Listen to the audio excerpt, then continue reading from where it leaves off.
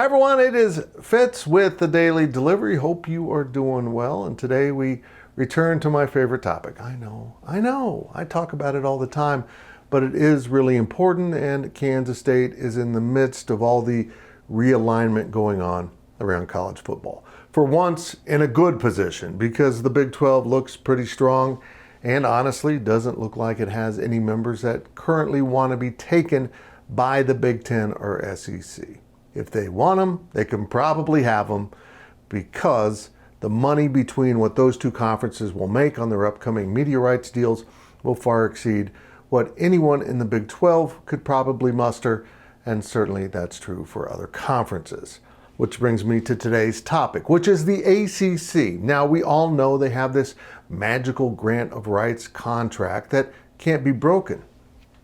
Or can it?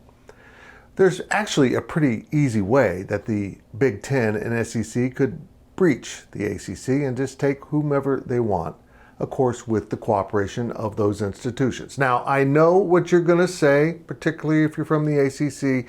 This is a proud and storied conference. Why would anyone ever want to leave? Well, the same reason that Oklahoma and Texas left the Big 12, and I know you might think there's not the same kind of tie to that conference as North Carolina and Virginia might have to the ACC. But how about USC and UCLA? They were the Pac-12, the Pac-10, and before that, the Pac-8. They were the heart and soul of the conference, and what was the reason they left for the Big 10? Money. And it's going to be a big difference. They're talking about anywhere from $70 to $100 million per school in those two conferences. The Big 12, at the best estimations I'm seeing, will be around 57. And the Pac-12 is going to be much lower. And the ACC is around 40 with their existing grant of rights that goes nowhere, basically to the end of time, which is an exaggeration. It has a lot of years left on it. How can those schools possibly find a way to get out of that grant of rights? Well, it's actually very simple. They vote to end the grant of rights. And all it takes is a majority of the conference.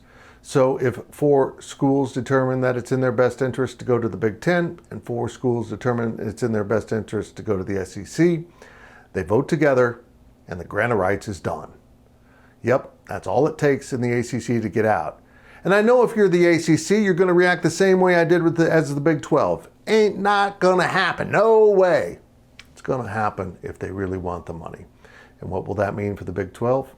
Without the grant of rights, they can have the best of the rest.